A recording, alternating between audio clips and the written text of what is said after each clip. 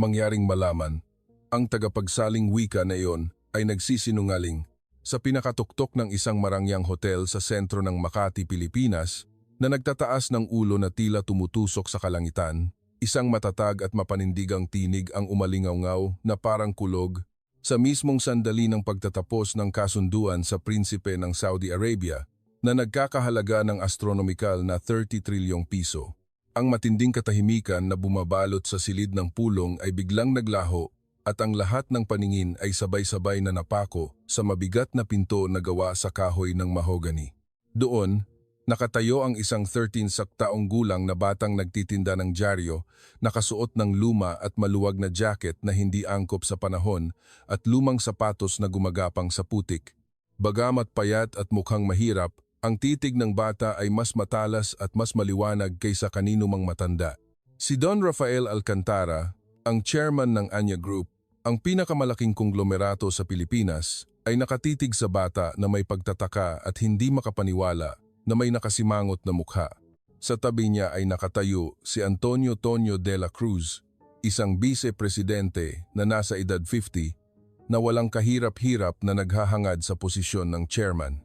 Lihim na binayaran ni Tonyo ang isang huwad na tagapagsaling wika upang manipulahin ang kasunduan na magdudulot ng malaking kapahamakan kay Don Rafael at magdadala ng astronomikal na halaga ng suhol sa kanyang sarili. Sa pinakamapanganib na sandali na nakataya ang kapalaran ng kumpanya, ang pagdating ng bata na pumigil sa pandaraya ng bise-presidente sa perpektong wikang Arabe ay lubos na nakagulat sa lahat. Anong ibig mong sabihin? Anong klasing bata ang sumulpot mula sa kanal at pumasok sa lugar na ito? Hilahin niyo siya palabas ngayon. Pasigaw na utos ni Tonyo sa mga guwardiya, pinipilit itago ang kanyang pagkagulat at panginginig habang lumalabas ang kanyang mga ugat sa leeg. Ngunit ang prinsipe ng Saudi Arabia na nakaupo sa sofa ay matatag na itinaas ang kanyang kamay, pinipigilan ang paggalaw ng mga guwardiya. Ang titig ng prinsipe ay nakapako lamang sa nag-iisang bata na buong tapang na nakatayo sa harap ng pinto. Sa malalim na mata ng prinsipe ay bakas ang matinding tiwala at empatiya sa maliit na bata. Ano nga ba ang nangyari sa pagitan ng mahirap na batang nagtitinda ng dyaryo at ng makapangyarihang prinsipe ng gitnang silangan ilang oras lamang bago ito? Ang oras ay bumabalik sa umaga ng araw na iyon. Huling araw ng Nobyembre, isang madaling araw sa Maynila na may malamig na hangin na walang habas na humahaplos sa manipis na kwelyo ni Leo. Nakatayo ang 10 taong gulang na si Leo, nagpapalipat-lipat ng paa sa malamig na sementadong kalsada sa labas ng pangunahing pasukan ng isang malaking hotel na may laging nagniningning na ilaw. Walang tigil siyang sumisigaw sa mga taong nagmamadali. Dyaryo po. Bagong labas na dyaryo. Gusto niyo po ba ng isa? Nandito na po lahat ng nangyayari sa mundo. Pakiusap, bilhin niyo po kahit isa lang. Ang mukha ni Leo ay namumula sa matinding lamig at ang kanyang mga kamay na walang guwantes ay tuyo at may sugat na may bahagyang dugo na lumalabas. Ngunit si Leo ay buong pagpupunyagi na panatilihin ang malinaw na ngiti sa kanyang mukha. Nawalay sa mga magulang sa murang edad at pagkatapos dumaan sa iba't ibang malamig na ampunan, siya ay tuluyang napunta sa lansangan at kinailangang mabuhay ng mag-isa. Para kay Leo, ang pagtitinda ng dyaryo tuwing umaga ay ang tanging kaligtasan at pag-asa upang mabuhay bukas. Ang mga taong nakasuot ng marangyang damit at nagmamadali ay kumukunot noo sa pagkakita sa lumang kasuotan ng bata o walang pakialam na lumalagpas na parang insekto ang nakita. Ngunit si Leo ay tahimik na nanatili sa kanyang pwesto sa kabila ng malamig na pagtrato ng mga tao. Sa lumang canvas na bag na nakasabit sa balikat ng bata, na kupas at punit, ay mayroong 2 pinakamahalagang bagay sa mundo, kasama ang mga hindi nabentang dyaryo. Ang isa ay isang kupas na family photo na may nakangiting mukha ng kanyang mga magulang na halos hindi na niya matandaan. Ang isa pa ay isang makapal na libro ng pag-uusap sa wikang Arabe na libu-libong beses nang binasa, kaya punit-punit na ang takip at bilog na ang mga sulok. Si Leo ay may kakaibang talento sa wika, halos henyo. Bagamat wala siyang pera at hindi nakapag-aral, nag-iisa siyang natutong mag-Ingles at Mandarin at pati na rin ang wikang Arabe na itinuturing na pinakamahirap matutunan sa mundo gamit lamang ang mga librong itinapon at lumang aklat na nakuha niya sa sulok ng pampublikong aklatan. Ngayon, nagtitinda siya ng dyaryo sa malamig na kalsada. May hawak na 10 piso, ngunit malalim sa kanyang puso ay may matatag siyang pangarap na balang araw ay makakalabas sa impyernong kahirapan na ito at tatapak sa pinakamalawak na lugar sa mundo upang buong pagmamalaki na ipakita ang kanyang kakayahan. Sa parehong oras, sa pasilyo ng pinakatuktok na suite ng hotel kung saan nakatayo si Leo, si Don Rafael Alcantara, chairman ng Anya Group, ay naglalakad ng balisa sa sahig na marmol. Sa edad na 79, puti na ang kanyang buhok at matanda na ang kanyang katawan, ngunit ang kanyang titig ay matalas pa rin na parang agila na naghahanap ng biktima. Ngunit iba ngayon. Ang chairman ay pinagpapawisan ng malamig at ilang ulit na tiningnan ang kanyang relo. 1 oras na lang ang natitira bago ang huling pulong sa prinsipe ng Saudi Arabia na nakatakda sa 2:00 ng hapon. Ang Anya Group na No. 1 sa ranking ng mga konglomerato sa Pilipinas ay isang malaking imperyo na kilala sa buong mundo sa industriya ng semiconductor at enerhiya, ngunit kamakailan ay nahaharap sa matinding krisis pinansyal. Ang kalaban ay ang hari ng langis ng Saudi Arabia, ang prinsipe na kilala bilang pinakamahirap at pabago-bago sa buong mundo. Kung magaganap ang kasunduang ito, malaking halaga ng 30 trilyong piso na oil money ang ipapasok. Ngunit kung mabibigo, ang Anya Group ay maaaring malugi bukas dahil hindi nito kayang bayaran ang mga promissory note. Ito ay isang krisis na nakataya ang kapalaran ng grupo. Chairman, kalma lang po muna kayo. Sobrang pagmamadali ay lalo lang makakasira. Tahimik at mahinang boses na sinabi ni Tonyo na nakatayo na parang anino sa tabi ni Don Rafael. Si Tonyo, na may klasikal na mukha at perpektong kasuotan, ay sa panlabas ay mukhang tapat na executive, ngunit siya ay isang lalaki na may kakaibang lamig at mapanlinlang na titig.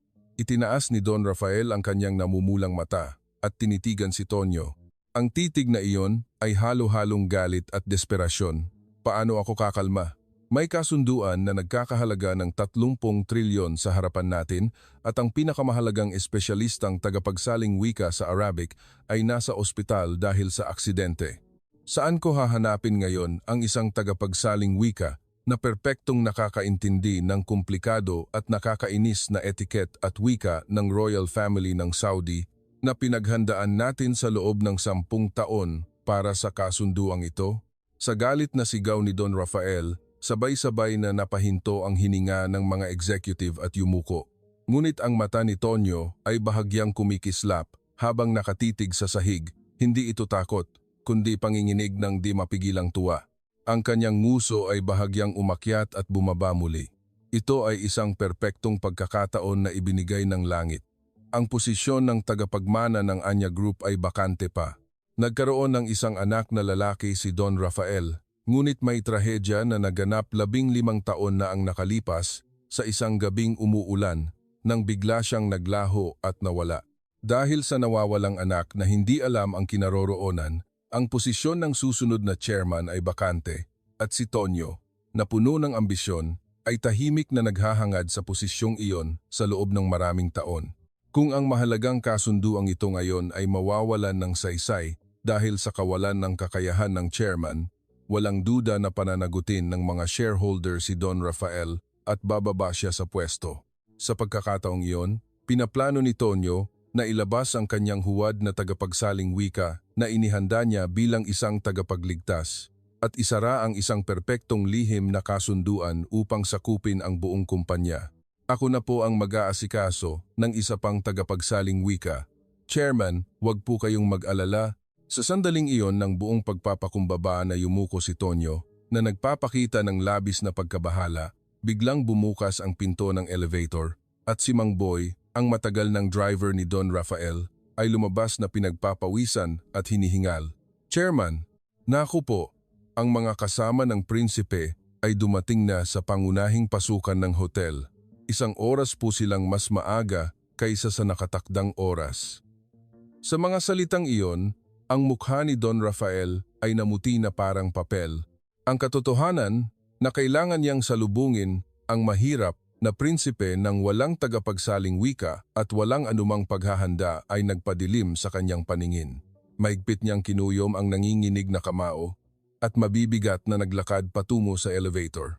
Ang pribadong elevator ng chairman na pinalamutian ng pinakamataas na kalidad ng materyales ay dahan-dahang bumaba.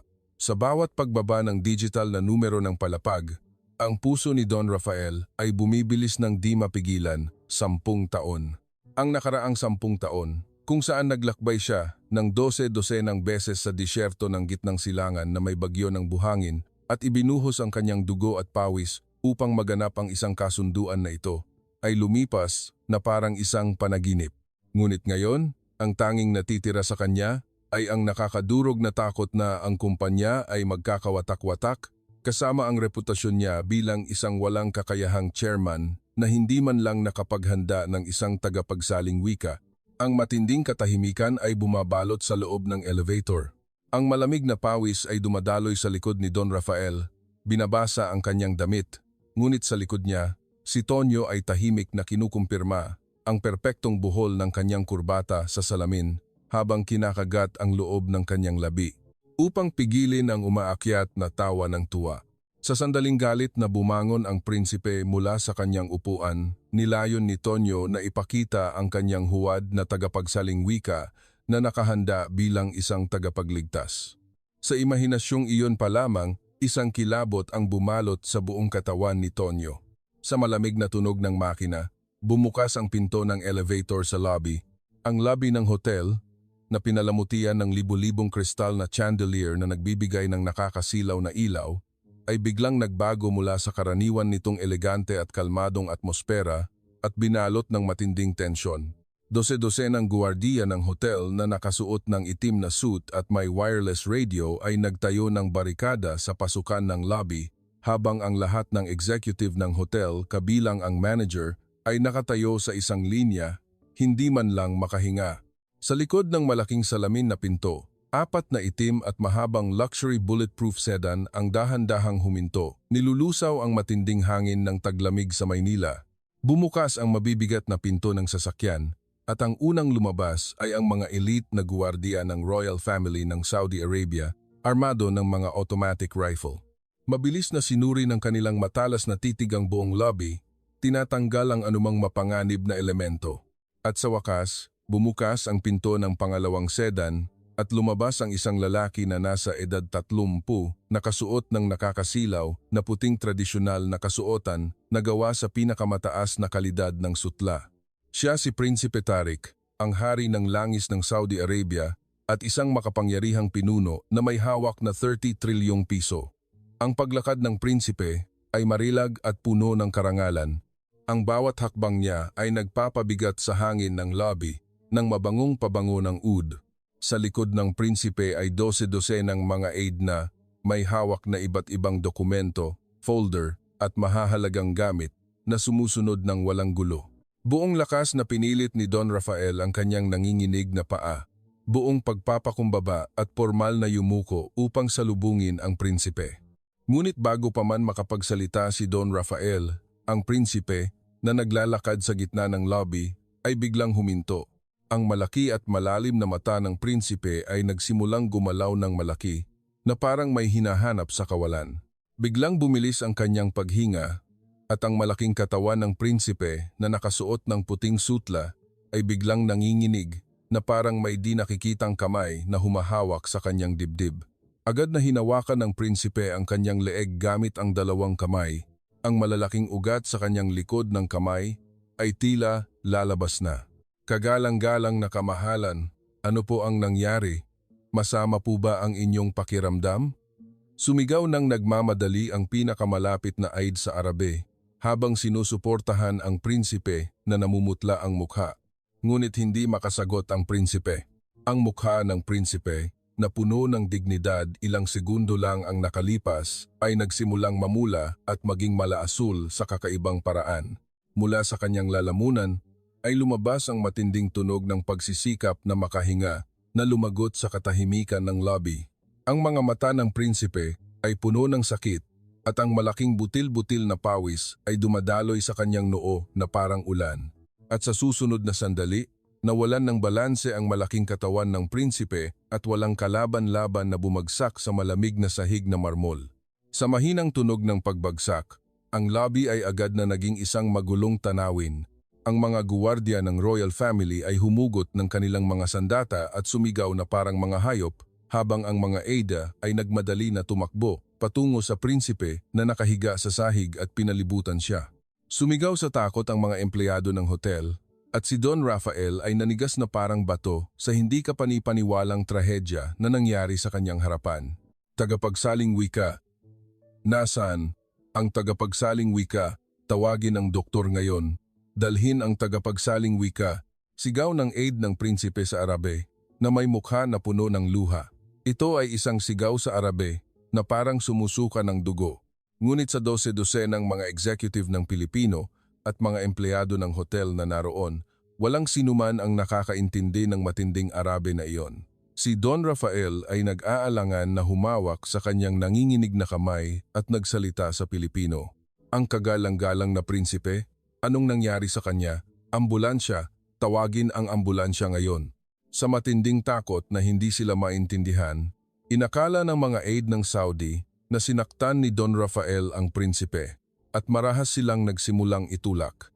Maging si Tonyo ay namutla ang mukha at umatras sa hindi inaasahang sitwasyon.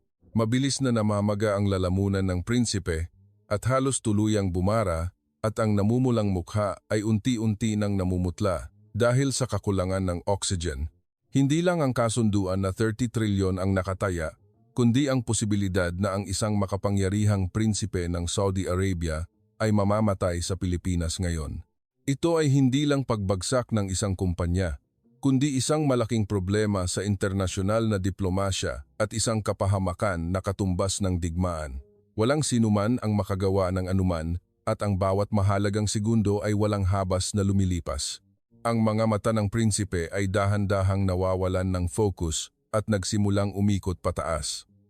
Malinaw na sa loob ng ilang minuto ay hihinto na ang kanyang puso.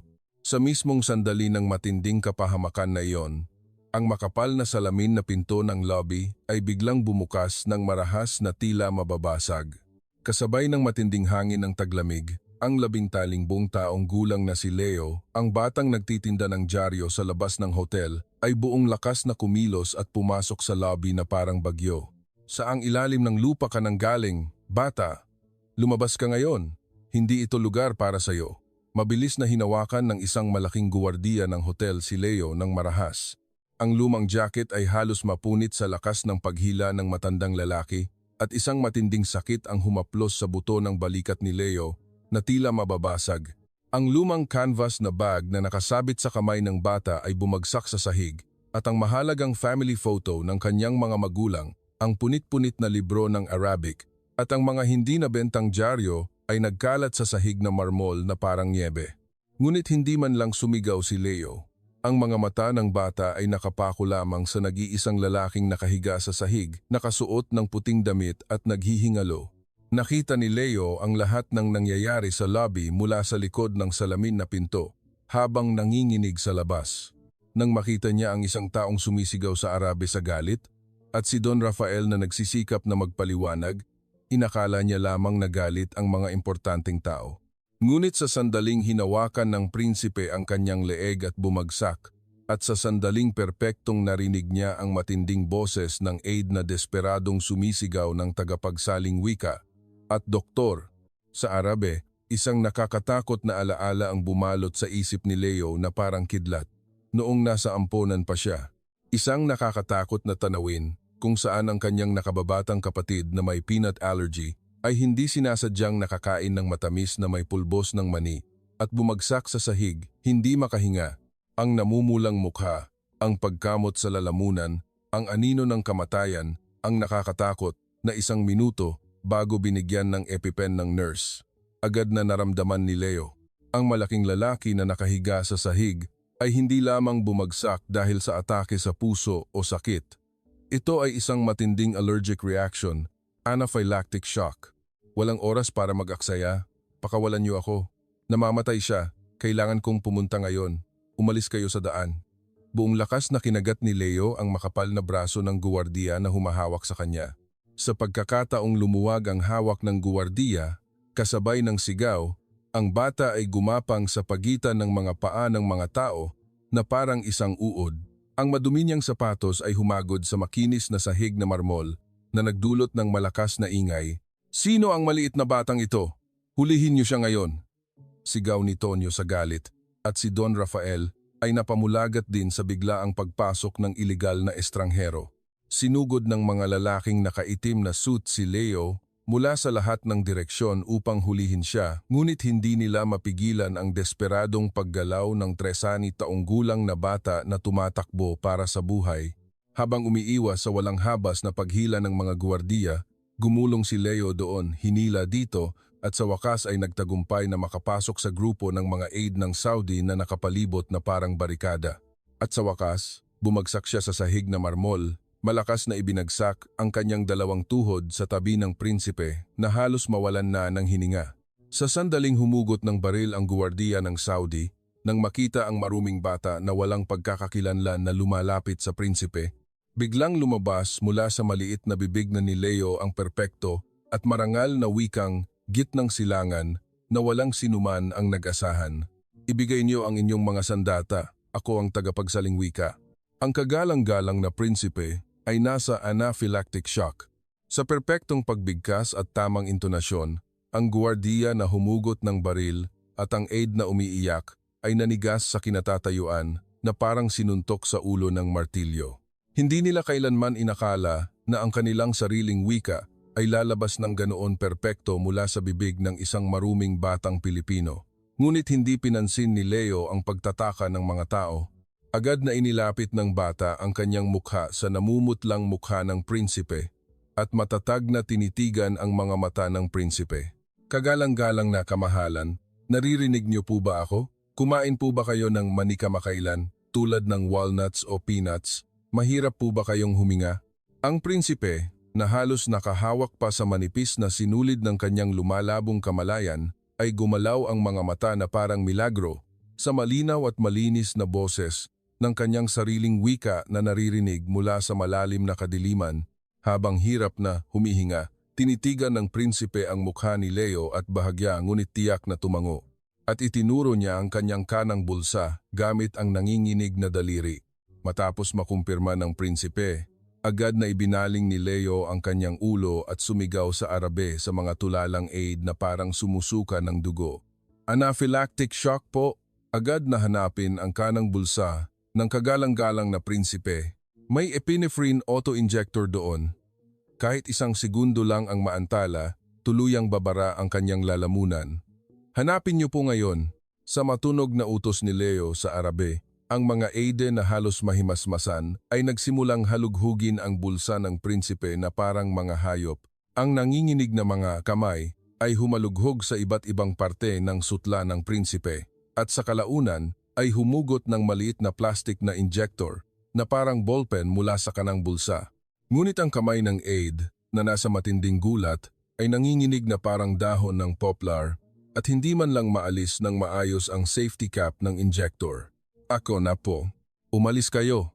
Walang pag-aalinlangan na inagaw ni Leo ang EpiPen mula sa kamay ng aide, tulad ng nabasa niya ng maraming beses sa libro at isinagawa sa kanyang isip.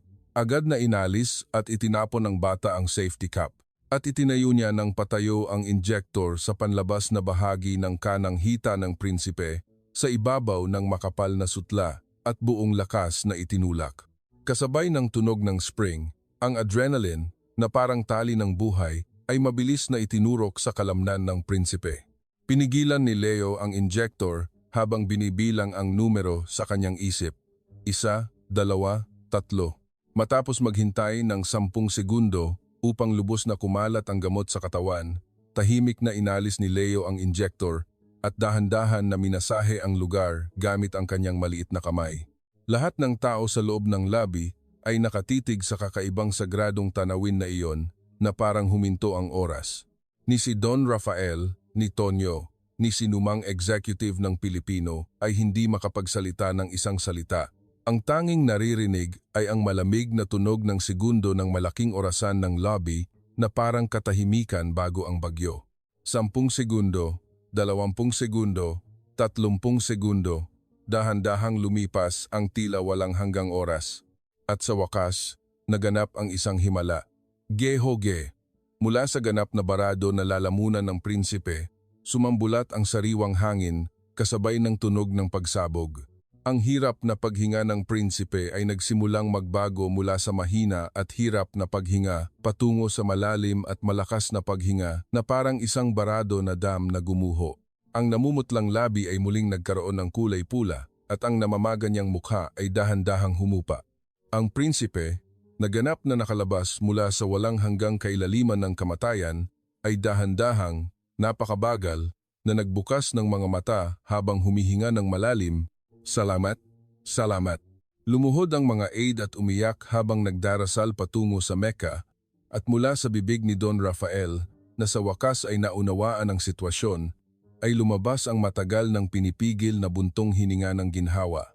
Ang buong lobby ay biglang nagbago mula sa impyerno tungo sa langit at ang matinding tensyon ay biglang bumagsak at nagsimulang umalingaw-ngaw ang mga sigaw ng tuwa mula sa lahat ng dako. Tanging si Tonyo lamang ang kumukunotno, kinakagat ang kanyang kuko at nag-aapoy sa galit dahil sa hindi inaasahang pangyayari. Suportado ng kanyang mga aide, dahan-dahang bumangon ang prinsipe, inayos ang kanyang paghinga habang sinisipat ang paligid. At ang kanyang tingin ay unang-una at pinakamatagal na nakatitig sa maliit na 13 taong gulang na bata, si Leo, na nagturok ng injector sa kanyang hita at ngayon ay lumuluhod habang pinupunasan ang pawis sa kanyang noo gamit ang kanyang kamay. Ang luma at punit na jacket, ang mga maduming kuko, ang payat na balikat, para sa sinuman, siya ay mukhang isang pulubi sa lansangan.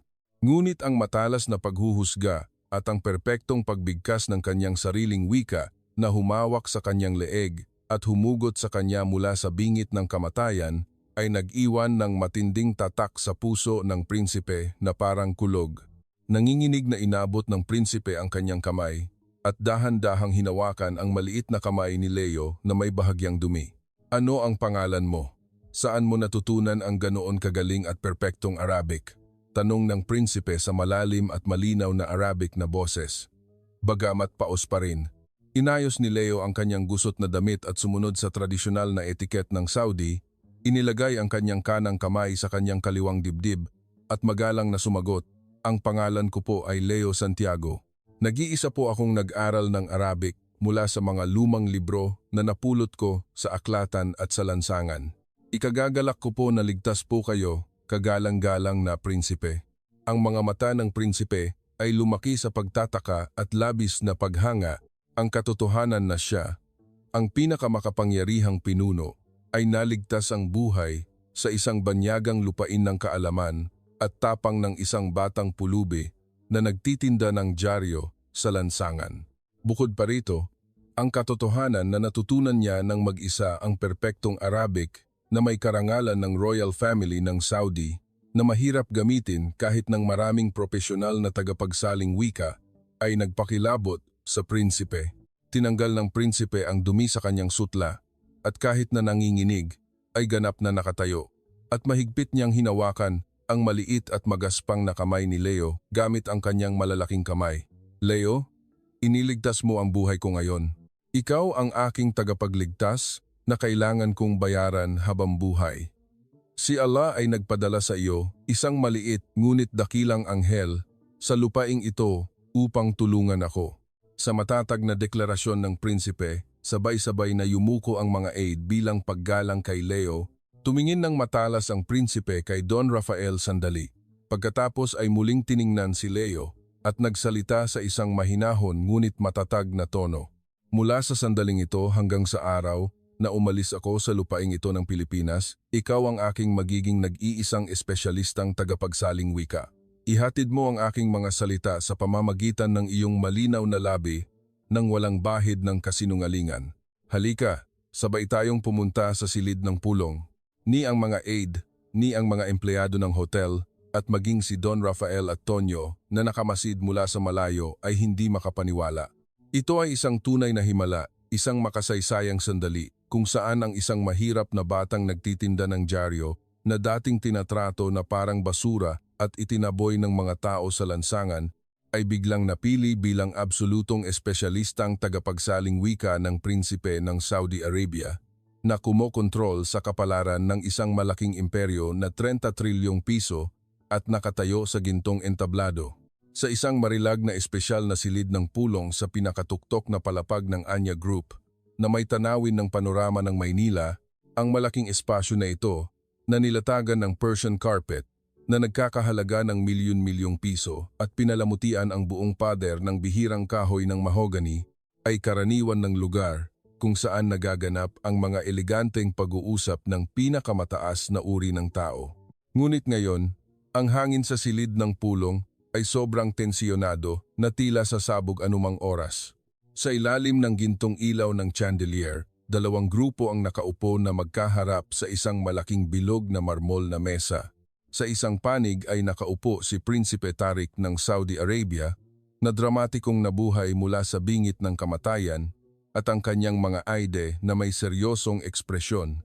At sa mismong kanang bahagi ng prinsipe, sa pinakamahalagang upuan, ay nakaupo ang 13 taong gulang na si Leo na nakasuot pa rin ng lumang jacket na may bahid ng alikabok na nakaupo ng tuwid ang likod. Ang mga paa ng bata na nakaupo sa pinakamataas na kalidad ng silyang balat ay hindi umabot sa sahig, ngunit ang kanyang dalawang kamay na nakapatong sa mesa ay mas mahigpit at mas malakas kaysa kaninumang matanda. Sa kabilang panig ay nakaupo si Don Rafael na hindi pa rin nakakabangon sa gulat at ang mga executive ng Anya Group. Paulit-ulit na sinilip ni Don Rafael ang mukha ng prinsipe habang umuubo. Bagamat nabuhay ang prinsipe, ang katotohanan na isang batang pulubi na parang pinulot sa lansangan ang nakaupo bilang tagapagsaling wika sa isang napakalaki at nakakatakot na kasunduan na nakataya ang kapalaran ng grupo na 30 trilyong piso ay hindi niya matanggap bilang totoo. At sa tabi mismo ni Don Rafael, ang mukha ni Tonyo ay sobrang pinalampas na hindi na mukhang-mukha ng tao. Ang kanyang dalawang kamao na nakatago sa ilalim ng mesa ay mahigpit na nakakuyom na halos lumabas ang kanyang kuko at walang tigil na dumadaloy ang pawis sa kanyang likod. Anong klasing daga ang sumulpot mula sa kanal at sinisira ang aking plano? Nagalit si Tonyo.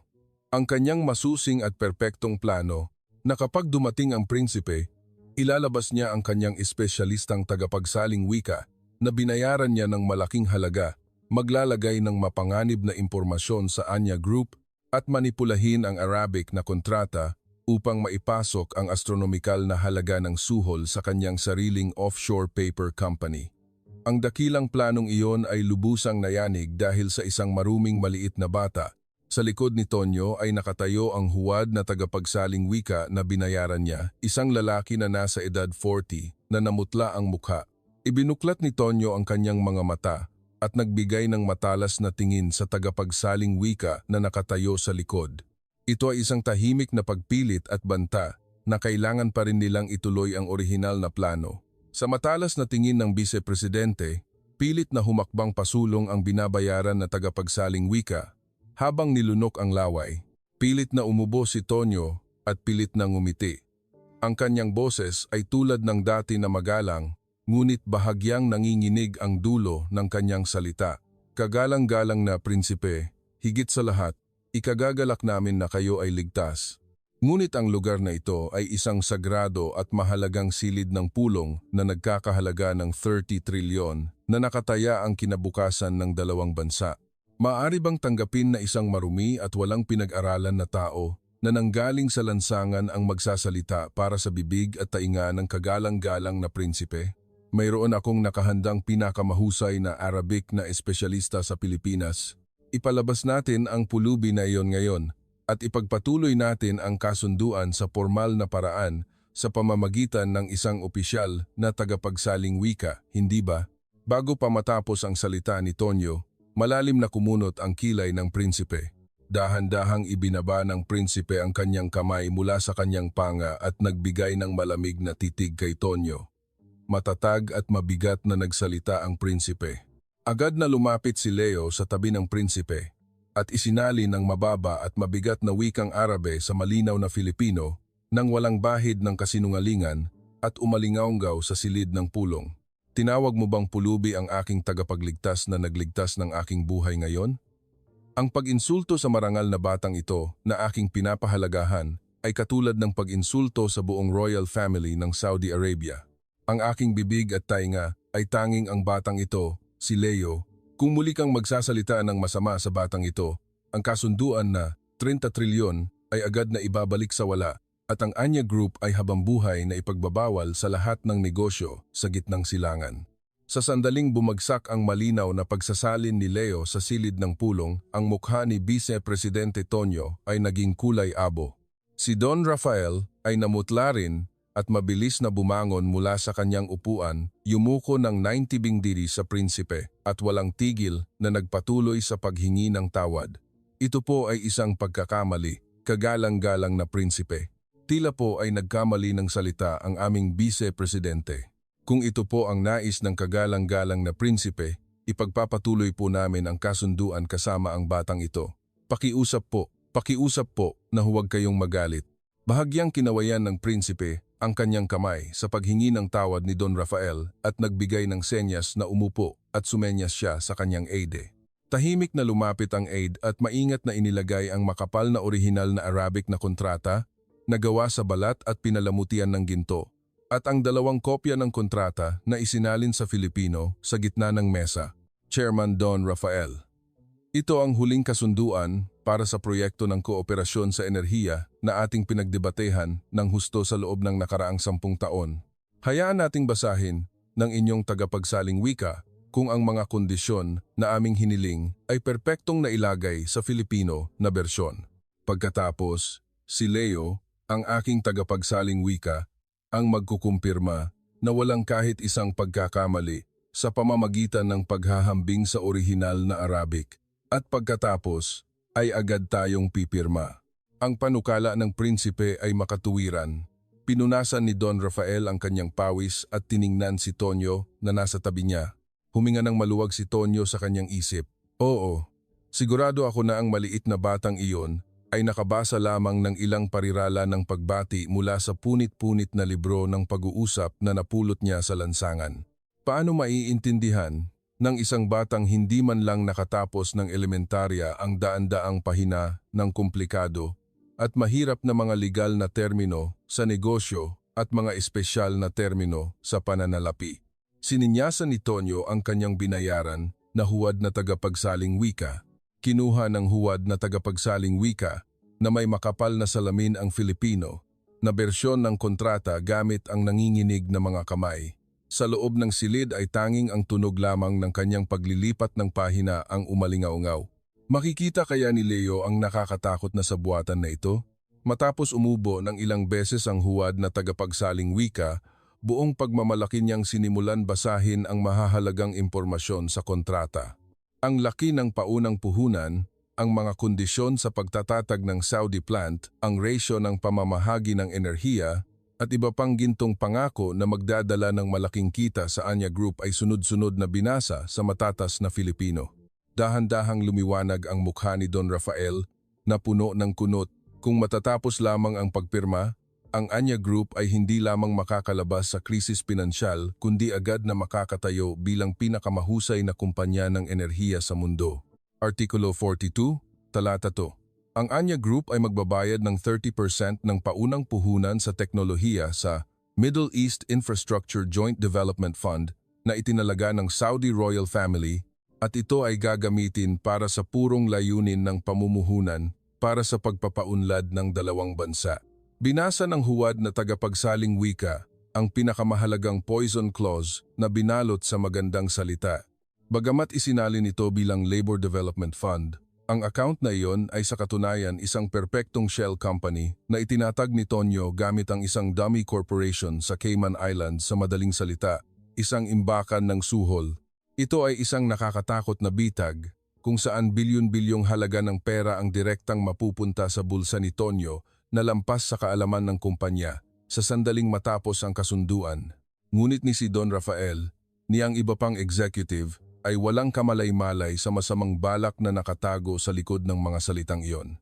Nakangiti si Don Rafael at tumango. Napakagaling. Kung pamumuhunan para sa pagpapaunlad ng dalawang bansa, ikagagalak ng Anya Group na lumahok. Perpekto ang mga kondisyon, kamahalan. Kinuha ni Don Rafael ang kanyang mabigat na gintong fountain pen mula sa loob ng kanyang suit. Umalingaw-ngaw ang matalim na tunog ng pagtanggal ng takip sa silid ng pulong. Kinagat ni Tonyo ang kanyang labi hanggang sa dumugo upang pigilan ang umaakyat na tawa. Ang matalim na dulo ng fountain pen ay dahan-dahang, napakabagal, na bumaba patungo sa pirmahan ng makapal na kontrata. Wala nang 1 milimetro ang natitira bago dumampi ang itim na tinta sa papel sa mismong saglit na iyon. Makinig kayo. Ang tagapagsaling wika na iyon ay nagsisinungaling. Ito ay isang matalim na sigaw na lumipad at lumagot sa mabigat na hangin ng silid. Ang kamay ni Don Rafael ay huminto sa kawalan.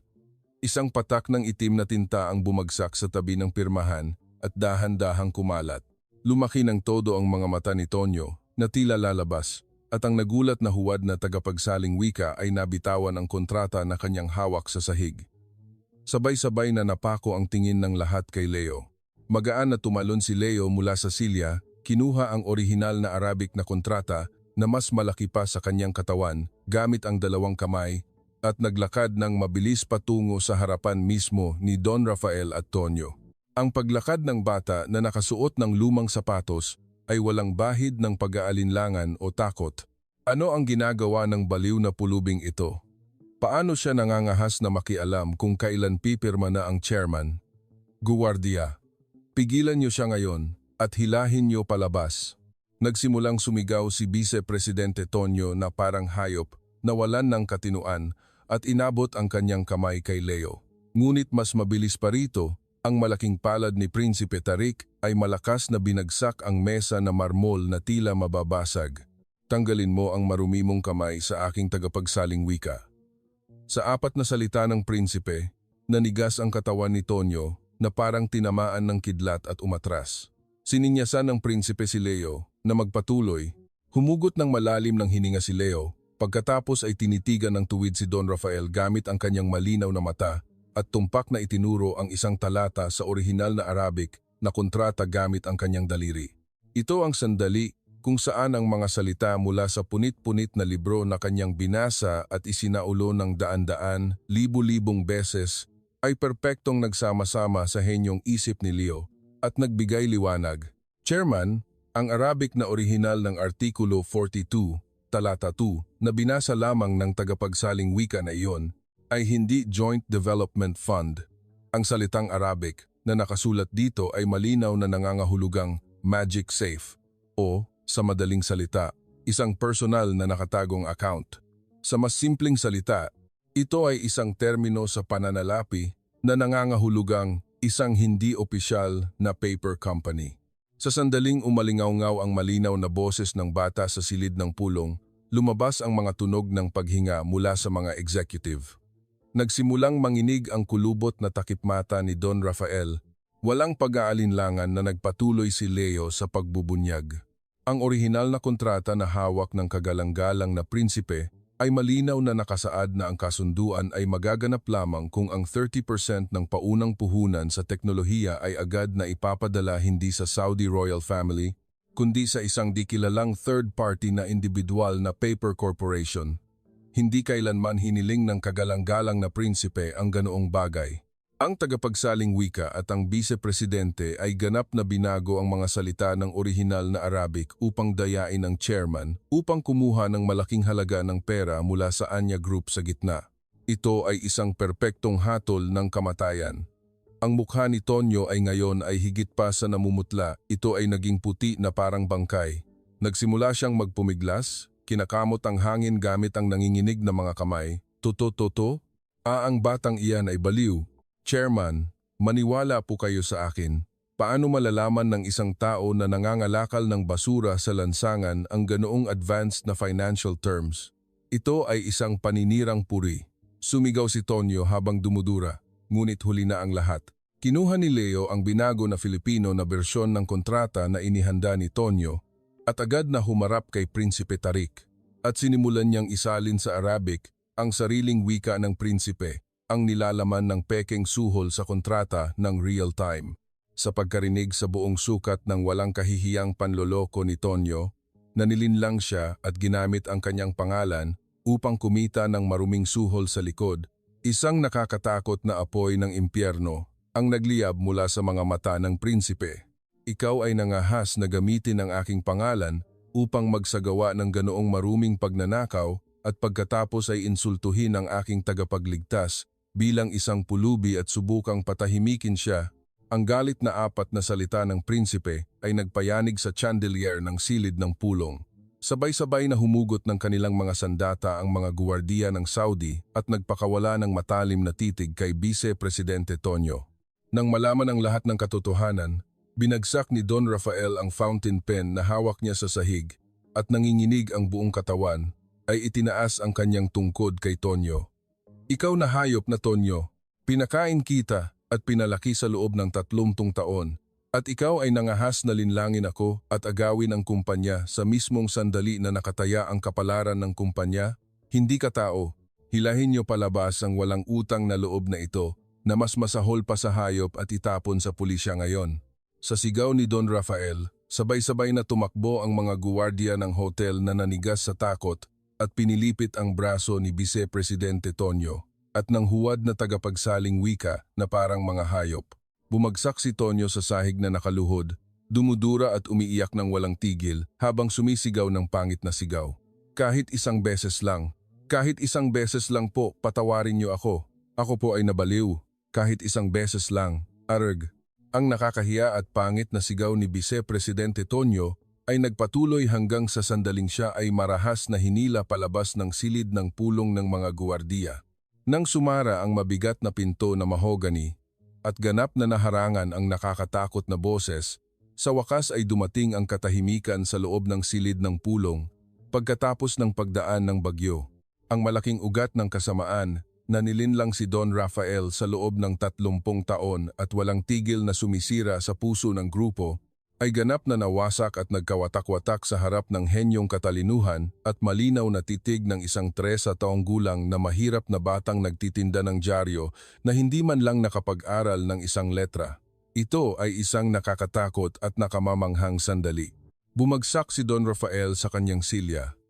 Ang kanyang matandang katawan ay huminga ng malalim at nanginginig. Tahimik na lumapit si Prinsipe Tarik at pinat ang balikat ni Don Rafael, nagbigay ng mga salita ng pag-aliw. At ang tingin ng prinsipe ay muling napako sa maliit na batang si Leo na may yakap sa kanyang dibdib ang kontrata na mas malaki pa sa kanya. Isang malalim at mainit na ngiti ang lumabas sa labi ng prinsipe. Chairman Don Rafael, kung wala ang dakilang batang ito, mawawala ang aking buhay at mawawala sa inyo ang kumpanya na inyong itinayo sa buong buhay. Ang batang ito ang tagapagligtas naming dalawa. Ngayon na natanggal na ang maruming lason, gumawa tayo ng tunay na kasunduan. Leo, magiging tainga at bibig ka ba para sa akin at ihatid ang aking tunay na kondisyon sa chairman? Pinigilan ni Leo ang kanyang dalawang kamao sa matinding damdamin na tila sasabog ang kanyang puso at yumuko ng malalim sa prinsipe na may mga mata na luha-luha. Opo, kagalang-galang na prinsipe. Ihatid ko po ang lahat ng may buong katapatan nang walang isang letra ng kasinungalingan. Sa ilalim ng malinis at perpektong pagsasalin ni Leo, ang tunay na kasunduan na may makasaysayang halaga na 30 trilyong piso ay muling sinimulang ayusin. Sa halip na ang anino ng kadiliman na lumabas mula sa silid ng pulong, ang gintong sikat ng araw ay pumasok sa bintana at sumikat ng nakakasilaw sa lumang balikat ng maliit na bayani. Ang hangin sa silid ng pulong, na pinahira ng kasinungalingan at kasakiman, ay nalinis na parang bumagsak ang ulan ng tagsibol, habang umalingaw ang malinaw na boses ng 13 taong gulang na bata.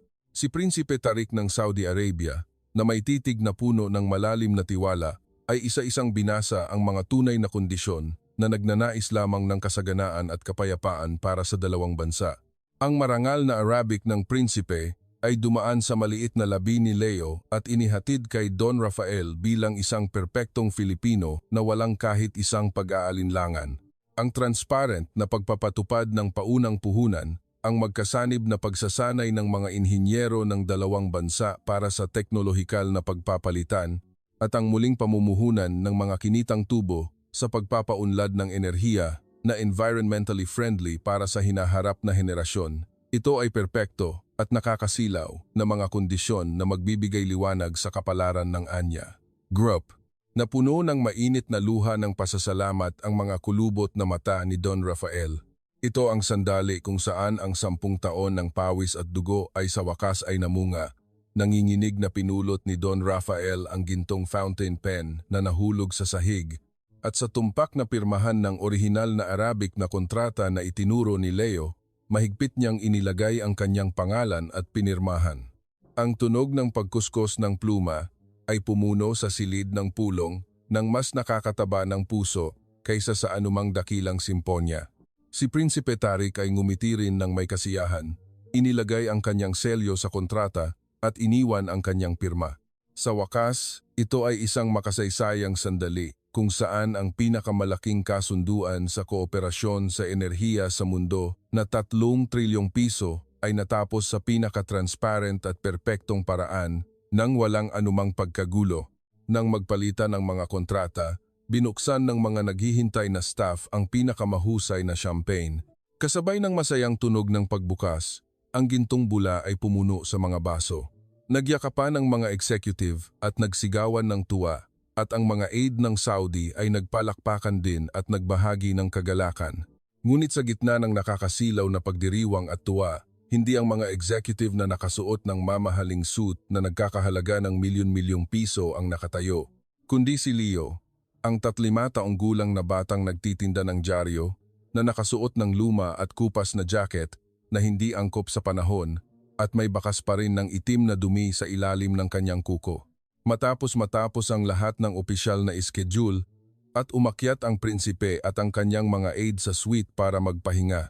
Sa walang laman na silid ng pulong ay naiwan lamang si Don Rafael, ang kanyang tapat na driver na si Mang Boy at si Leo. Sa labas ng bintana, ang pulang paglubog ng araw ay lumalaganap sa likod ng mga gusali ng Maynila, tahimik na pinagmamasdan ni Don Rafael ang maliit na likod ng bata na abala sa pag-aayos ng kanyang lumang canvas na bag sa dulo ng mesa. Ang tagapagligtas na nakakita sa traidor na sumakop sa buong grupo, nagligtas ng buhay ng prinsipe at nagtapos ng kasunduan na 30 trilyong piso. Ngunit ang likod ng bayani na gumawa ng ganoong napakalaking tagumpay ay mukhang napakaliit at marupok. Dahan-dahang lumapit si Don Rafael sa tabi ni Leo. Saan ang bahay mo? Ihahatid kita.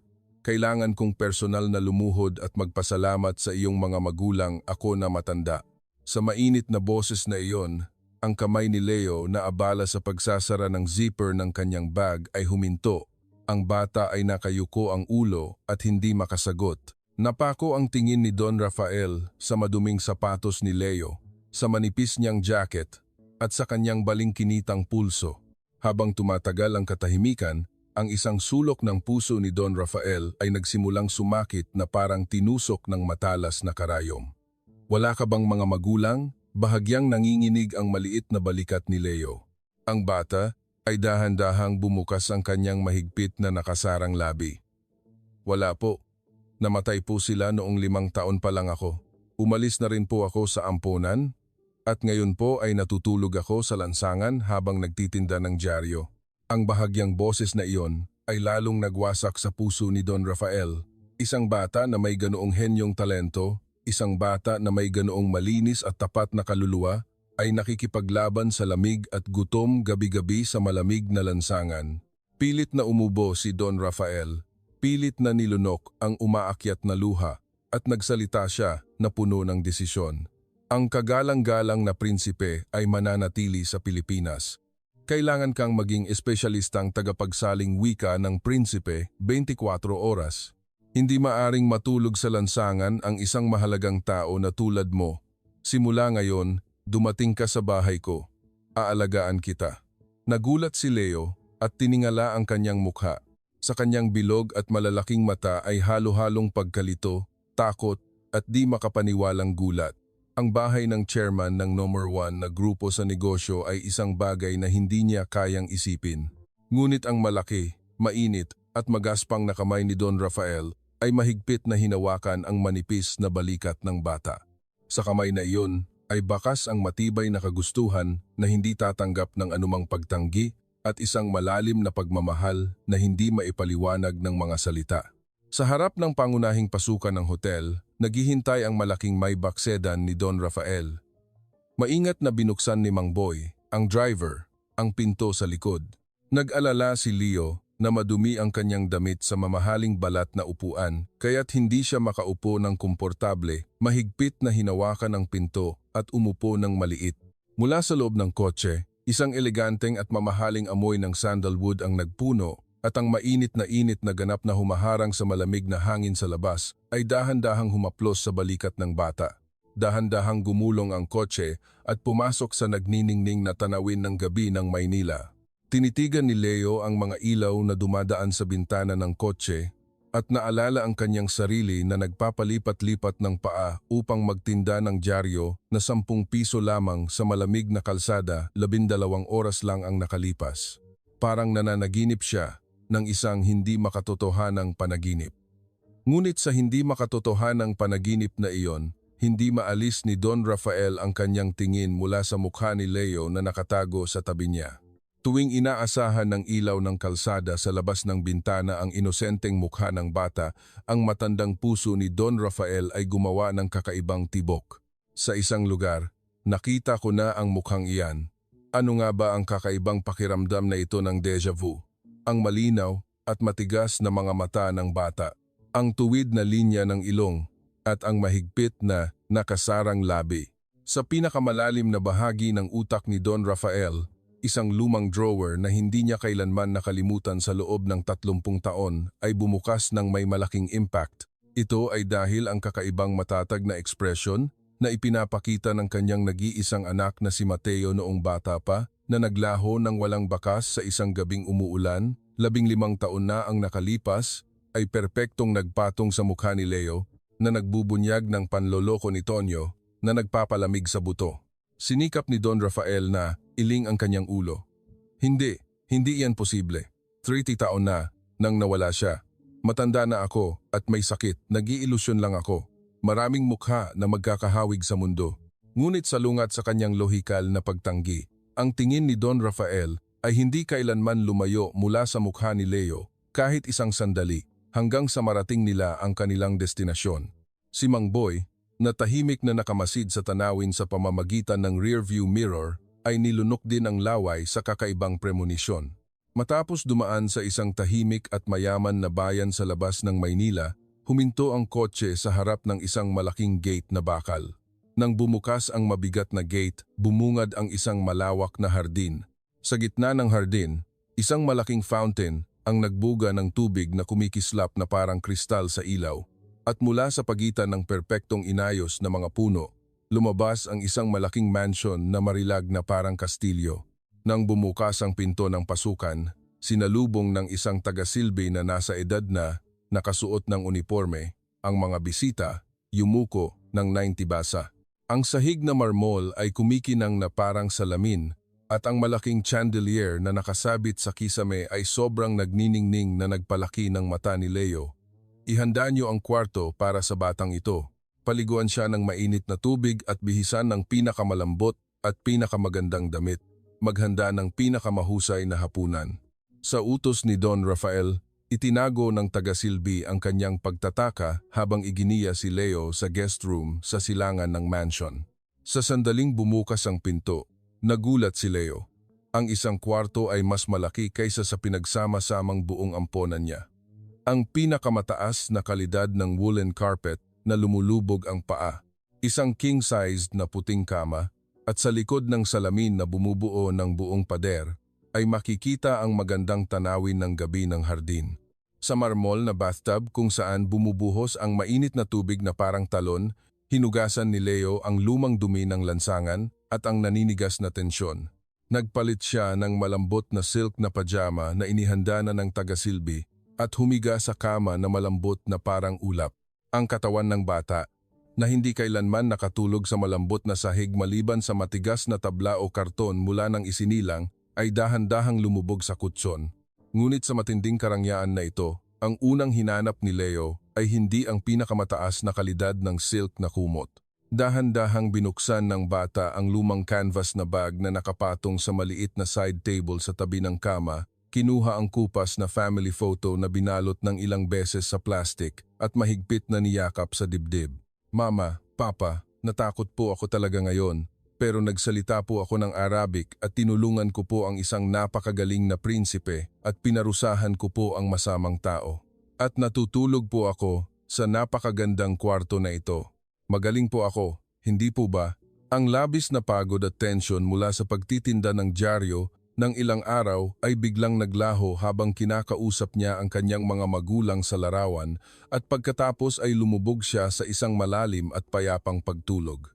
Sa parehong oras, sa opisina sa ikalawang palapag ng mansion, si Don Rafael, bagamat nakainom ng pampatulog, ay hindi talaga makatulog.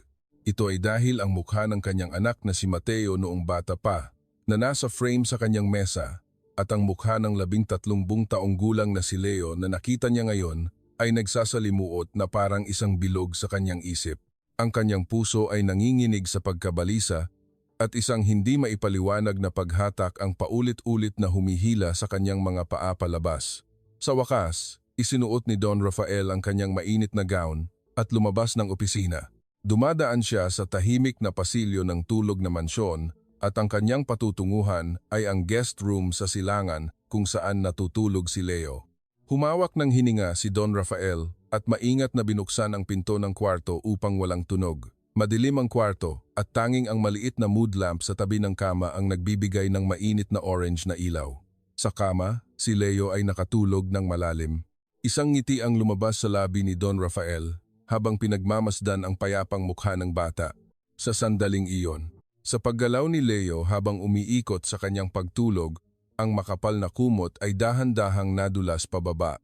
Kasabay nito, dahil sa nakalabas na butones ng silk na pajama, ang kanang balikat at balat sa dibdib ng bata ay nalantad sa ilaw ng mood lamp. At sa sandaling iyon, literal na huminto ang puso ni Don Rafael. Lumaki ang mata ng matanda na tila lalabas. Nakalimutan ni Don Rafael ang huminga at dahan-dahang lumapit sa kama habang pinipigilan ang kanyang bibig gamit ang nanginginig na kamay. Ito ay isang hindi kapani-paniwalang tanawin. Sa ilalim mismo ng kanang balat sa dibdib ni Leo, mayroong isang malinaw at hindi regular na asul na marka ng kapanganakan na kasing laki ng isang barya na kilala bilang Mongolian spot. Hindi ito ordinaryong tuldok.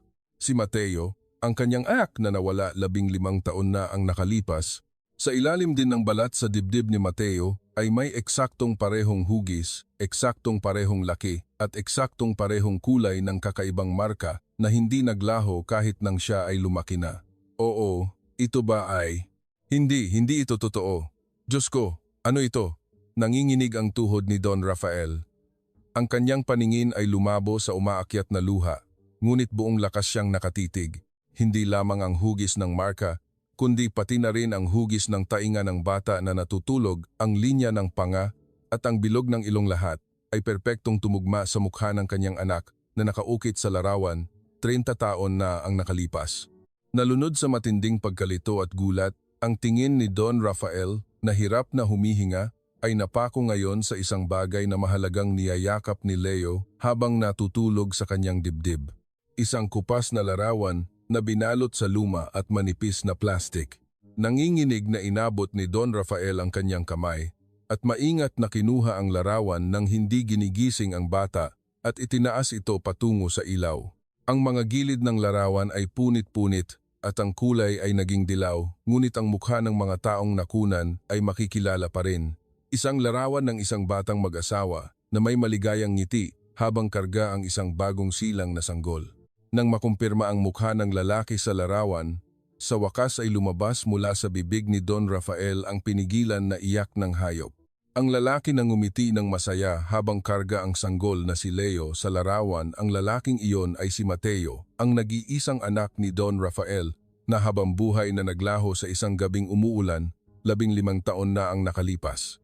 Ang kanyang anak na si Mateo, ang 79 taong gulang na matandang lalaki, na naghahari sa isang malaking imperyo ng yaman at hindi kailanman nagpakita ng luha sa publiko, ay bumagsak sa malamig na sahig, niyayakap ang kupas na larawan, ang mga luha ng 30 taong paghihintay, ang nakakawasak na pakiramdam ng pagkakasala at ang malupit, ngunit sagradong katotohanan na ang mahirap na batang ito na lumitaw na parang himala sa kanyang harapan at nagligtas sa kanya at sa kanyang kumpanya ay ang kanyang sariling apo na kanyang hinanap sa buong buhay. Sa harap ng katotohanan ito, umiyak si Don Rafael na parang hayop, pinipigilan ang kanyang boses. Hanggang gabi, nakaupo si Don Rafael sa malamig na sahig, nilulunok ang kanyang tahimik na pag-iyak. Sa loob ng 30 taon, ang mukha ng kanyang anak na hindi niya kailanman nakalimutan ay nagpatong sa mukha ng 13 taong gulang na bata na nakasuot ng luma at punit na jacket at naglalakad-lakad sa lansangan na bumabalot sa kanyang dibdib. Ang magaspang na daliri ng matanda ay tila masakit na sinundan ang mukha ng kanyang anak sa kupas na larawan. Gusto niyang yakapin ang natutulog na bata at sumigaw, "Apo ko, dugo ko," at umiyak ng umiyak. Ngunit kinagat ni Don Rafael ang kanyang ibabang labi hanggang sa dumugo at buong lakas na pinigilan ang umaakyat na damdamin. Sa loob ng malaki at walang awang imperyo ng yaman na ito, ang basta-basta pagbubunyag ng katotohanan na hindi paganap na napatunayan ay katulad ng paghagis ng maliit na tupa sa harap ng gutom na kawan ng lobo. Bagamat natanggal na ang malaking hadlang na si Tonyo, mayroon pa ring mga naiwang tauhan niya at mga hiyena na tahimik na naghahangad sa kapangyarihan sa loob ng kumpanya. Pinakalma ni Don Rafael ang kanyang nanginginig na kamay at maingat na binalot muli ang larawan sa plastik upang hindi magising ang bata at maibinalik ito sa lumang canvas na bag. At dahan-dahan niyang pinulot ang ilang hibla ng buhok na nahulog sa tabi ng unan ni Leo at inilagay sa malalim na bulsa ng kanyang silk gown. Kinabukasan ng umaga, lihim na ipinatawag ni Don Rafael sa kanyang opisina ang kanyang pinakatapat na anino, ang driver na si Mang Boy. Mahigpit na sumara ang makapal na pinto na mahogany at bumaba ang mabigat na katahimikan sa loob ng opisina. Tiningnan ni Don Rafael ang labas ng bintana na may namumulang mata. Pagkatapos ay dahan-dahang kinuha mula sa kanyang bulsa ang isang maliit na plastic bag na may zipper at ibinigay kay Mang Boy. Nasa loob noon ang buhok ni Leo na nakuha niya kagabi. "Mang Boy, pumunta ka ngayon sa pinakamahigpit na DNA testing center sa Maynila. Ang buhok ko at ang buhok ng batang ito. Humingi ka ng pinakamataas na antas ng detalyadong pagsusuri upang malaman kung may relasyon ba silang ama-anak o lolo-apo. Hindi mahalaga kung magkano ang gastos. Hanggat maaari, kailangan itong gawin ng mabilis. Kailangan itong gawin ng ganap na lihim nang walang sino mang makakakita. Hanggang sa lumabas ang resulta, ito ay mananatiling lihim na tayong dalawa lamang ang magdadala hanggang sa ating libingan." Si Mang Boy, na nagtrabaho sa chairman sa loob ng maraming dekada, ay agad na naramdaman ang napakalaking bigat at kahalagahan na nakapaloob sa maikling utos na iyon. Ang mga mata ni Mang Boy ay lumaki na parang nagkaroon ng lindol, ngunit agad siyang yumuko ng malalim at inilagay ang plastic bag na may zipper sa loob ng kanyang bulsa. "Ibibigay ko po ang aking buhay sa utos na ito, Chairman. Anuman po ang mangyari, personal ko pong ilalagay ang resulta sa mesa niyo, Chairman." Nang lumabas si Mang Boy sa opisina, huminga ng malalim si Don Rafael at ipinikit ang kanyang katawan sa likod ng silya. Ang dice ay naihagis na. Sa sandaling ang resulta ng pagsusuri ay nagpakita ng 99.9% na pagtutugma. Ipinangako ni Don Rafael na ibibigay niya ang lahat upang ganap na maprotektahan ang kanyang apo mula sa mapanganib na mundo na ito. Ngunit kung gaano kalakas ang liwanag, ganoon din kalalim at malupit na nanginginig ang anino. Sa parehong oras, sa isang lumang warehouse sa labas ng Maynila, si Tonyo, na hinila palabas mula sa silid ng pulong kahapon at pansamantalang inilagay sa ilalim ng pagbabantay ng pulisya, ay ginamit ang kanyang malaking pera at tiwaling koneksyon upang pansamantalang makatakas sa paghahanap ng pulisya at inihanda ang kanyang lihim na plano ng paghihiganti sa ilalim ng dahilan ng pansamantalang paglaya dahil sa sakit.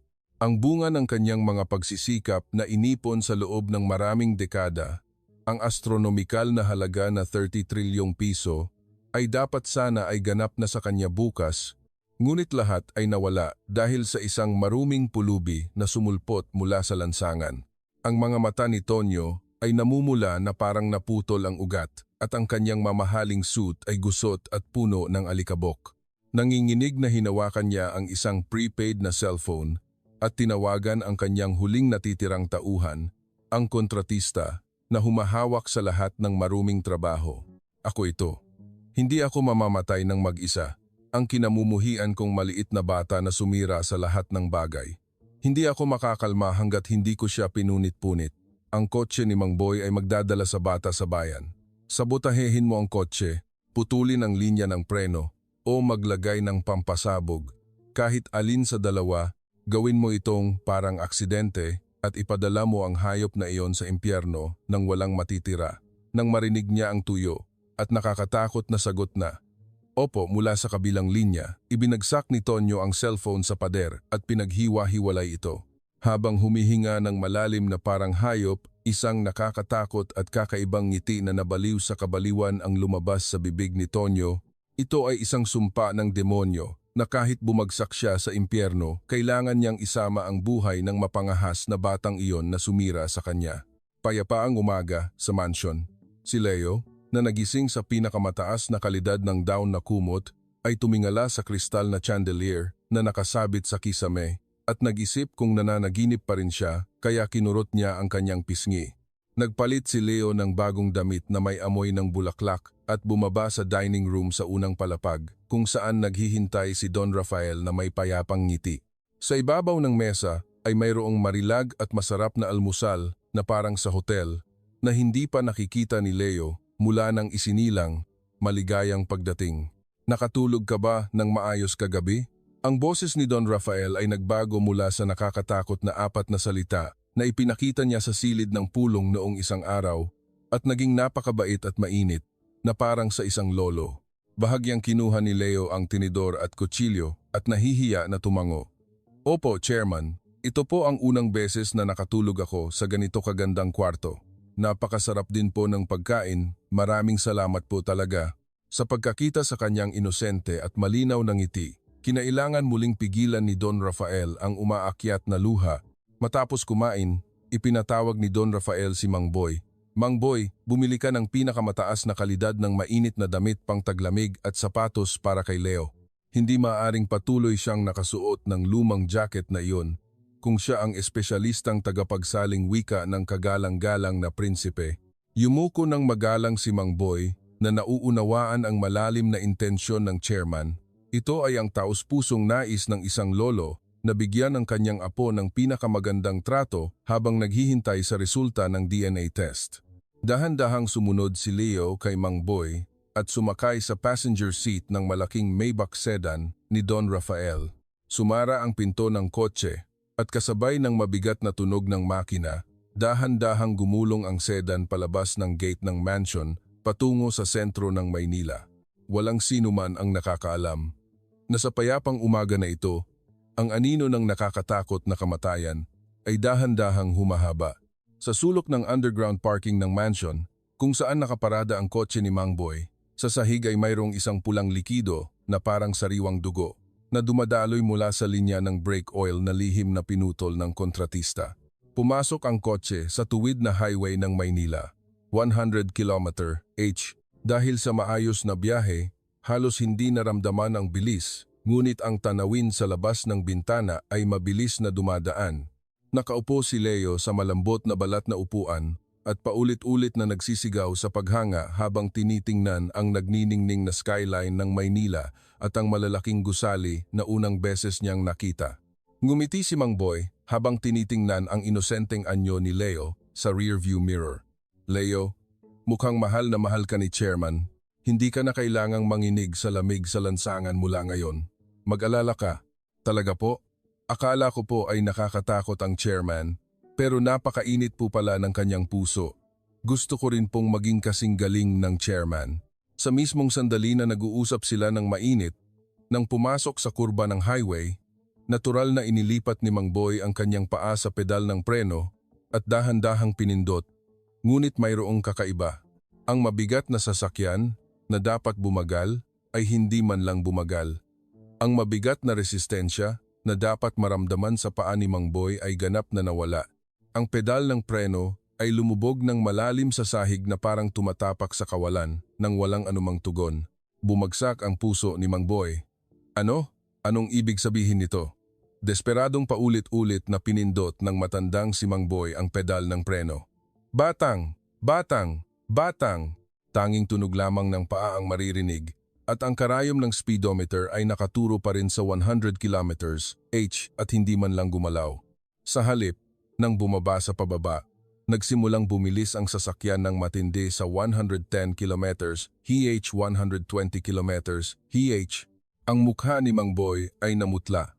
Ang malalaking butil-butil na pawis ay dumadaloy na parang ulan sa kanyang noo at ang kanyang dalawang kamay na may hawak sa manibela ay nanginginig na parang dahon ng kahoy. Naku, ang preno. Sumabog ang preno. Sa sigaw ni Mang Boy na puno ng takot na hindi na mapigilan, naunawaan ni Leo ang grabidad ng sitwasyon. Sa highway sa harapan, 12 ng malalaking trailer truck, puno ng karga, ang mabagal na nakatigil sa trapiko. Sa bilis na ito, sa loob ng 1 minuto, ay tiyak na babangga sila ng diretso sa bakal na bahagi ng trailer. Nangangahulugan ito ng nakakatakot na kapahamakan kung saan ang sasakyan ay magkakawatak-watak at lahat ng nakasakay ay agad na mamamatay. Leo, kapit ng mahigpit. Desperadong iniikot ni Mang Boy ang manibela habang patuloy na bumubusina. Ang mabigat na sedan ay gumulong sa mga linya, ang mga gulong ay humahagod sa aspalto na nagdulot ng matinding ingay at amoy ng sunog na goma. Mahigpit na kinuyom ni Leo ang rehas sa passenger seat. Ang matinding takot ay bumalot sa malinaw na mata ng bata. Tulungan niyo po ako, tiyo. Pigilan niyo po, pakiusap. Ngunit ang walang awang pinutol na linya ng preno ay hindi nakinig sa taos-pusong panalangin ng bata. Sinikap ni Mang Boy na pilit na ibaba ang gear upang gamitin ang engine brake, ngunit hindi ito sapat upang mapigilan ang bilis na 120 km/h high. Ang makina ay sumigaw ng matindi. Ang malaking bakal na likuran ng malaking trailer truck sa harapan ay lumapit ng nakakatakot na bilis, na tila lalamunin ang paningin ni Leo. 50 metro, 30 metro, 10 metro, ang pagbangga ay hindi na maiiwasan.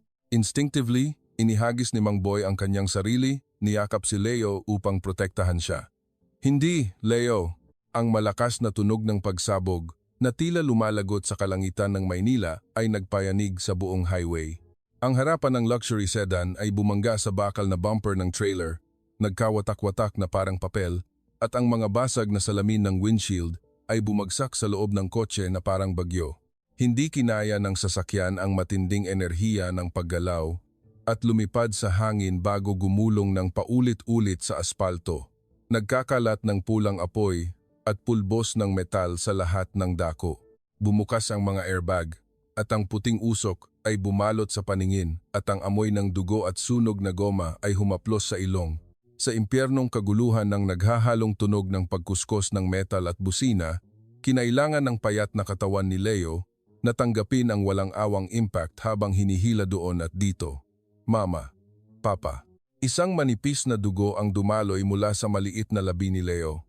Ang lahat ng liwanag sa mundo ay nawala at sa pakiramdam na tila lumalayo ang ingay, ang paningin ng bata ay dahan-dahang lumubog sa ganap na kadiliman.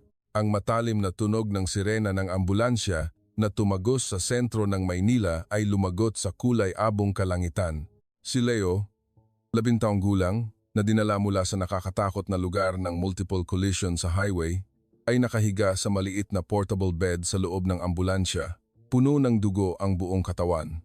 Tanging ang irregular na puting hininga na lumalabas sa oxygen mask ang halos nagpapatunay na ang maliit na buhay na ito ay hindi pa ganap na nawawala.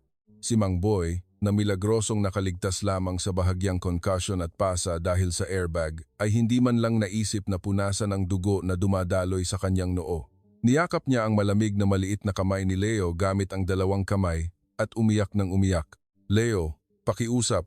Idilat mo ang iyong mga mata. Konti pa, lumaban ka. Sa kabila ng panalangin na halo-halong sigaw ni Mang Boy, ang tunog ng makina na nagpapahiwatig ng pulso ng bata ay dahan-dahang bumagal at lumalabo. Marahas na bumukas ang pinto ng emergency room ng Manila Central Hospital at ang mga naghihintay na medical staff ay buong lakas na tumakbo patungo sa kama kung saan inilalagay ang puno ng dugo na si Leo. Ang matalas na tunog ng gulong na humahagod sa malamig na linoleum floor ng emergency room at ang nagmamadaling sigaw ng mga doktor ay nagsama-sama at ang ospital ay agad na naging isang magulong tanawin ng digmaan. Makalipas ang 20 minuto lamang mula sa dulo ng pasilyo ng ospital, si Don Rafael ay tumakbo na hinihingal. Ito ay isang desperadong pagtakbo na hindi kailanman maiisip para sa isang 79 taong gulang na matandang katawan. Ang kanyang baston, na sumisimbolo sa kanyang autoridad sa buong buhay niya, ay matagal nang itinapon sa kotse at ang kanyang puting buhok, na dati ay perpektong inayos, ay basa ng pawis at nakadikit ng napakapangit sa kanyang noo. Hinawakan ni Don Rafael ang dibdib ni Mang Boy na parang hayop. "Leo, ang apo ko, anong nangyayari sa kanya? Kung may mangyari sa batang iyan, hinding-hindi kita patatawarin." Sa sigaw ni Don Rafael na tila sumusuka ng dugo, lumuhod si Mang Boy at umiyak ng umiyak. Sa mismong sandaling iyon, bumukas ang automatikong pinto ng operating room na mahigpit na nakasara at lumabas ang siruhano na may basang dugo at seryosong mukha. Ang ekspresyon ng doktor ay desperasyon mismo. Itinulak ni Don Rafael si Mang Boy at mahigpit na hinawakan ang manggas ng puting coat ng doktor. "Doktor, anong nangyayari sa anak ko?" Hindi mahalaga kung magkano ang gastos, daan-daang bilyon, libu-libong bilyon, iligtas niyo lang siya. Pakiusap. Dahan-dahang umiling ang doktor at nagsalita ng malupit na katotohanan. "Chairman, ang internal bleeding at organ damage ng pasyente ay napakalubha. Kailangan niya ng agarang reconstructive surgery, ngunit nagkaroon ng malalang problema. Ang blood type ng pasyente ay isang napakabihirang RHAB type na lumalabas sa 1 sa 10,000 tao. Sinuri namin ang lahat ng blood bank sa Metro Manila, ngunit wala kaming nakitang kahit isang pack.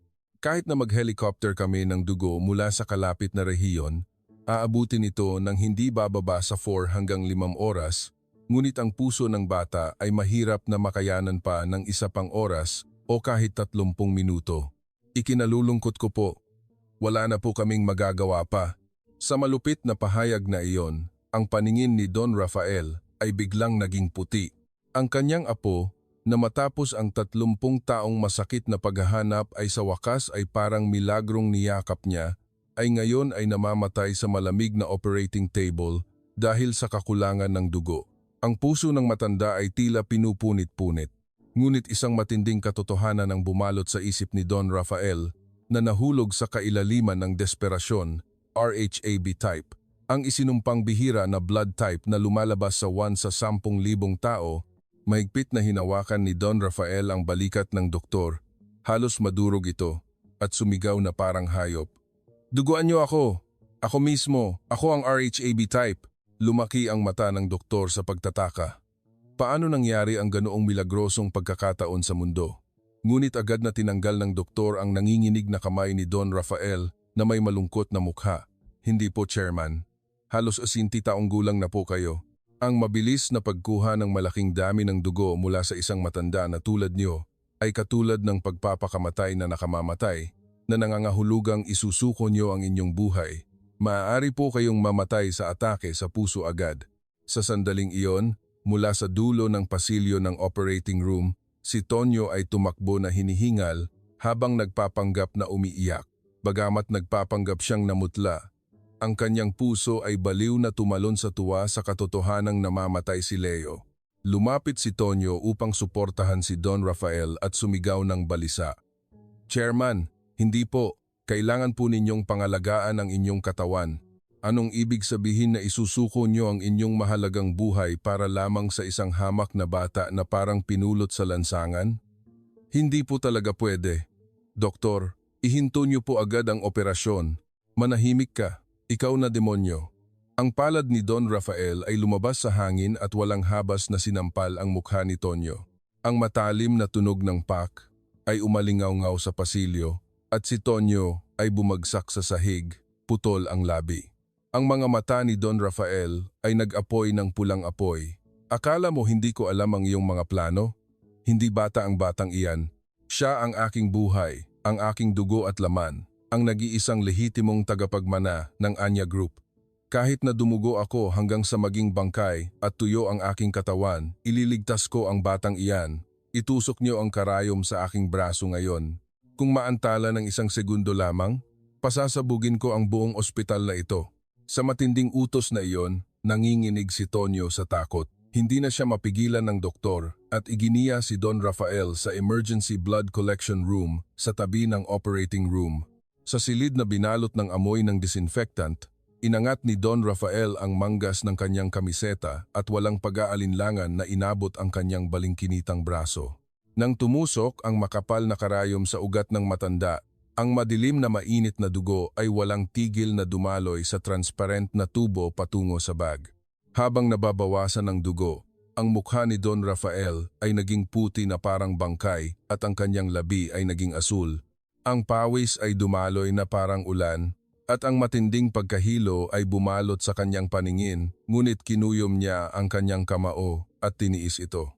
Mateo, ang huling dugo ko na iniwan mo, hindi ko na ito pakakawalan muli, ako na matanda.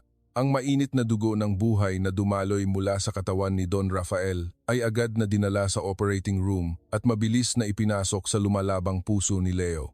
Ang matinding operasyon upang labanan ang kamatayan ay nagpatuloy sa loob ng 5 oras. Si Don Rafael, na bumagsak na parang bangkay sa upuan sa harap ng operating room, ay milagrosong nagising nang biglang namatay ang pulang ilaw ng operating room at bumukas ang pinto. Ang mukha ng siruhano, na nakasuot ng basang dugo, ay may hindi kapani-paniwalang pagtataka at ngiti ng ginhawa. Ang operasyon ay ganap na nagtagumpay. Ang pulso at presyo ng dugo ng pasyente ay parehong bumalik sa normal. Ang inyong marangal na sakripisyo ang nagligtas sa maliit na buhay na iyon mula sa bingit ng kamatayan. Ngunit Chairman, nagpatuloy ang doktor ng maingat habang nilulunok ang kanyang tuyong laway. Para sa pagsasalin ng dugo, sinuri namin ang cross-reaction ng dugo ng dalawa at kaming lahat na medical staff ay nagduda sa aming sariling mga mata. Hindi lamang ang inyong bihira na blood type ang pareho, kundi ang compatibility rate ng inyong blood cells ay umabot sa kamanghamanghang 99%. Ito ay isang numero na sa medisina ay hindi kailanman mangyayari maliban kung may direktang relasyon sa dugo, tulad ng magulang-anak o lolo-apo. Sa sandaling iyon, si Tonyo, na nakayuko sa sahig at nakikinig ng lihim, ay tinamaan ng kidlat sa kanyang ulo. Ang nakakatakot na katotohanan na si Leo ay apo ni Don Rafael. Ang katotohanan na sinubukan niyang patayin ang nag-iisang lehitimong tagapagmana ng grupo ay nabunyag. Malinaw na hindi na siya makakakita ng liwanag. Si Tonyo ay nanginginig na parang hayop, umatras, at nagsimulang tumakbo ng baliw patungo sa dulo ng pasilyo ng ospital. Ngunit hindi nagtagal ang pagtakas ni Tonyo. Ang mga matatapang na pribadong pulis at guwardiya na pre-arranged ni Don Rafael ay marahas na ibinagsak si Tonyo sa sahig na parang aso habang sinusubukan niyang lumabas sa lobby ng ospital. Ang pilak na posas ay malamig na humigpit sa 2 kamay ni Tonyo. "Pakawalan niyo ako. Ako ang vice-presidente ng Anya Group. Nasaan ang ebidensya? Nasaan ang ebidensya na inutusan kong patayin ang daga na iyon?"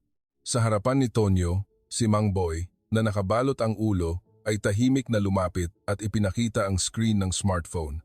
Doon ay malinaw na ipinakita ang mga talaan ng pagsubaybay sa bank account ng pera na ibinigay ni Tonyo sa kontratista at ang video ng buong pag-amin ng kontratista na nahuli ng pulisya sa utos ng pagpatay ni Tonyo.